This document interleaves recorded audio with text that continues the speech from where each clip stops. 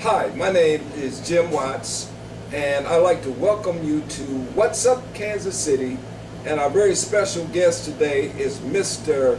Sonny Elvis Gibson. Hello, Mr. Gibson. How are you? Good morning. How are you doing today, brother? Fine, Jimmy. It's good. It's good to have you here. Thank you so much. And it's nice for you to lend some of your time today to be interviewed with What's Up Kansas City. Why don't you tell our audience about who is Sonny Gibson? 75 years, I have been fortunate enough to be on this earth, and that takes quite a lot of time. But I am presently involved with a fellowship group that exists every week. The name of the group is called Eggs and Enlightenment. And of all the things that go on in the world and in the city, at this point of my life, I am concerned with what a person's total belief system consists of. Now let me ask you this, were you born and raised here in Kansas City, Missouri? No, I was born in Calvin, Texas. I've been here in Kansas City since 1947. We moved here when you had a very different configuration of a community. We were together, everybody knew everybody, and so the process of existence was a little different than what it is now. Okay. Now, what high school did you go to? I went to R.T. Coles. At my education plane, there were only 2 high schools in Kansas City for people of color. One was R.T. Coles and Lincoln High School, and I graduated from R.T. Coles in 1954. That was 58 years ago. Now, what type of experience have you had in our community? I know I first met you with my father at SAC 20. You have a direct hookup relationship with SAC 20. Tell us a little bit about that. Oh, SAC 20 grew out of the early days right after the assassination of Dr. Martin Luther King. SAC 20 was a young group that represented 20 different entities that came together under one roof. The Social Action Committee of 20 gave birth to a lot of progressive ideas here in Kansas City, Missouri, under the leadership of Bernard Powell. What kind of guy was Bernard Powell? Bernard Powell was a person that was always on the edge for change. And he would put himself into whatever was necessary to bring about that change. Yes. And did you ever collaborate with him on any initiatives? Yes, Bernard Powell happened to become a part of the corporation that I worked for, in a neighborhood corporation. And he came on the board, and he was very interested in changing how the community looked objectively in terms of shrubbery, trees, clean streets, that kind of thing. Now, are you a sign painter by trade?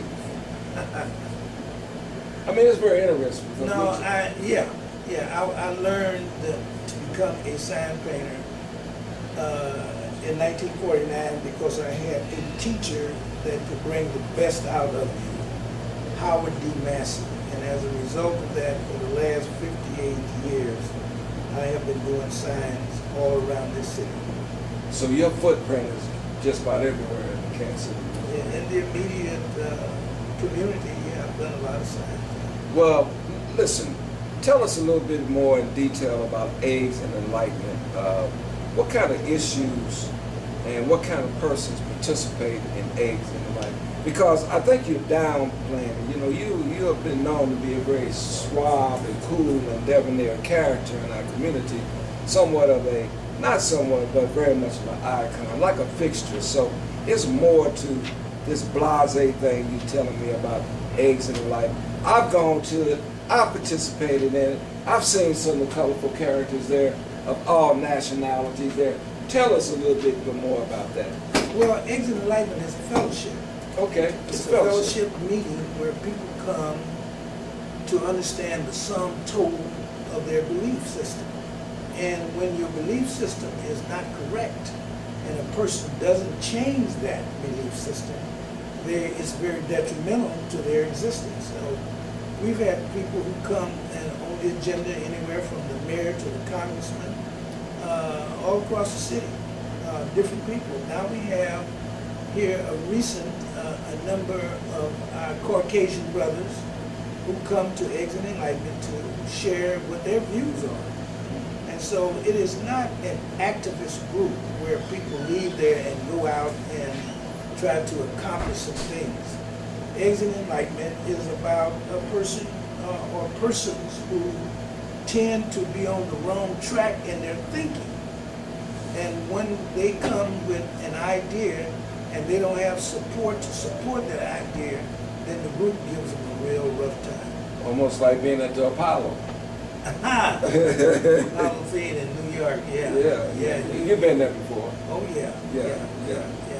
We have now, this coming up, we have the police chief, Dale Forte, and he's on the agenda this coming Friday. And we will be listening to whatever goes in the objectives are as it relates to the police in the city of Kansas City, Missouri. Now, let me ask you this. You and I are fairly close, would you admit? Yes. Now, we've had discussions about leadership in Kansas City, Missouri. And tell us a little bit what you think about the leadership in Kansas City. Well, I can remember in the late 50s, I can remember when everybody was ushering in public accommodation. And I can remember that I was foolish enough to participate in a demonstration like in front of Myron Green's cafeteria down there on Walnut, where they didn't allow people of color to come there and eat. They worked there. They worked there, but they couldn't come and eat. Foreign cafeteria up on 12th in Maine, I was again foolish enough to participate in a demonstration like that. And then all of a sudden in the late 50s and early 60s, there was imbued into people with a new sense of identity to become elected officials to provide services and benefit to people of color. And so as a result of that, there was a drive to get African Americans in various governmental positions, such as the city council and in the state house and school board. I can remember when all the school board representative was white, and we have a black one there. And so then they were talking about, maybe they should have a black mayor, maybe we should have a black city manager. We've had all those things, and nothing has changed, in my opinion. People who pay taxes are supposed to have all the benefits that the municipal government can afford. Right now, the alleyways, you can't walk down because a gorilla might jump out and get you. Because the public works department don't clean the alleyways. Major intersections of the city in the immediate community needs to be cleaned. The excuses is either sweeper is broke or the driver is sick, and so therefore they can't come and clean the area. So now I think that the leadership that sits in these positions, such as municipal government, they should represent the districts that they come from. The people who elect them should get all the benefits that their taxpayer dollar can afford them. Not the goals of city government, which is beyond people in the immediate black community. So the leadership, I never seen anything like this in my life. You take Chicago, that's got 2 or 3 million African Americans. They have various different people who holds positions. Aldermen who holds positions that represent a number of people. And you have Kansas City, Missouri with 147,000 African Americans in Kansas City, Missouri proper. Right.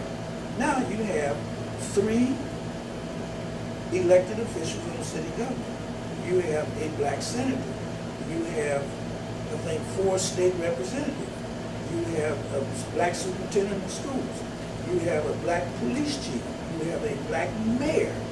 You have, on the county government, we have the illustrious Bishop James Tindall, who I consider to be not just because I'm in his church. I have talked to him all the time about this. He has come forth when I needed him. And that's what you are supposed to do when you have a person that you have elected. That's right. Not to start trying to determine whether or not something happened, but how can he help you? And that's what he has done.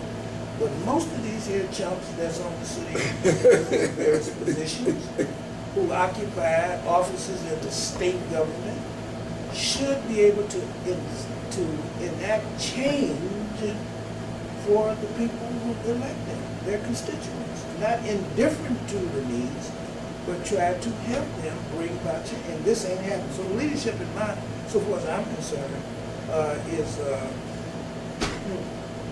it ain't there. Now, Mr. Gibson, what do you think about the educational system that we have in Kansas City, Missouri? I think education is being used as a weapon against children. I am not for the Brown versus Board of Education decision that happened in 1955, I think it was, where desegregation was, how do I say that, was eliminated. They thought that integration was should be in the school system of young kids in their formative stages. Brown versus Board of Education, in my opinion, is a weapon that's been used against children in the education field. Only when you read Brown 2, the second Supreme Court decision on education, Brown 2 indicated about the quality of education that is not lacking in Brown 1. And so when you use education as a weapon against kids, looking for advanced systems to teach kids, then they forget about the corporation that education supports. It's a multi-million-dollar corporation. And nobody never talks about that. But they'll talk about kids not coming to school. They'll talk about kids need food to eat. And all of that's very important. But education and the quality of education is the only thing that's important in the western part of the United States. Dr. King forgot that in his dream. And I don't know why, but education is very crucial, very a part of our existence. And training. And training. And training, because I think we failed to talk about the technical aspects of being trained. Yes. There seems to be a lot of emphasis on college, but now you need a college degree and a technical skills.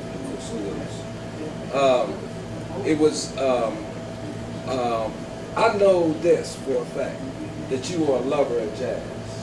Yes. Who is one of your most famous jazz characters? One of the most famous musicians that was ever born in the history of the world is Charlie Parker. Now, and you celebrate that every year, don't you? Every year, he was born on August 29th. There will be nobody. There will be nobody to come behind him. Every year, people all over the world is trying to understand the notes that he hit. He was a pure musical genius. Now, did you ever get a chance to meet him? Never met him personally. Never met him personally. I later became the president of the Charlie Parker Academy of the Arts for about 15, 18 years. That's when I really truly became familiar with his musical genius. Now, let me ask you this, Sonny. We're in kind of a historic area right here. Can you tell us about some of the clubs that used to be there in this area? Well, you have to understand the community that existed then was because of the quality of the individuals that lived during that time. But when you have your values changed to try to be like somebody else, see, integration was the greatest thief of the 21st century. It came along and robbed people of color of all of their character values. See, integration has a secret piece called assimilate. And you can only assimilate with a group after you have developed all their values, all their customs, all their likes, all their dislikes, and then they decide to let you come part of the group. But what it did, it robbed people. Integration people, the American Caucasian was real smart. He realized after World War II that people of color had access to money, had access to a lot of money. So they made the decision. They said, uh-oh, we got to open these doors. We got to get this money that this particular group is having access to. So as a result of that, all of the black businesses, I remember one time you had about 20 or 25 black-owned hotels in this city, and they always employed 5 or 10 people, and they were around for a long time until Holiday Inn jumped up on the screen in 1954, and everybody want to run the Holiday Inn, and as a result of that, it is the income of these businesses that sustain themselves. So your restaurants closed, everything began to close because people, you have to understand this whole motive of integration is there is a drive to persuade you to change. And you have some principles that's associated with that. And then once that sets in, what have we lost? It just didn't happen here in Kansas City. It happened all across the country, in all major cities. You see what I'm saying? Right. You know what? Sonny, Elvis, Gibson, we have enjoyed talking to you today. I mean, it's been a plum pleasing pleasure. I mean, I'm excited to be able to interview you today. Would you like to say something in closing? I'd like to say this, that I have been blessed for 75 years to be here. That's good. I'm a real realist. If I'm lucky, blessed, that I may have 20 more years. But I know people live beyond the gravitation of the earth now. You got a whole world out there. I know I'm not going to be able to see it. I ain't going to be able to know the different kinds of things and opportunities that occur. I want people to quit dealing with the ruler, because above the gravitation of the earth, there's another measurement to it that allows you to think and function. It deals with the rhythmic of the human system that allows you to continue. But fortunately, I'm grateful to have been here this long. Well, thank you very much. Several months ago, I was introduced to a product called Bisalis. And Bisalis is life, health, and prosperity. I found out about the 90-day health challenge, and I am promoting getting fit and fighting obesity and earning a BMW. And we meet Tuesday and Thursday at 6 o'clock on the 3rd floor of the Lincoln Building, and on Saturdays. And I will welcome each and every one of you who see this to come down and join me in fighting obesity, getting fit, losing weight, and earning a BMW if that's your choice.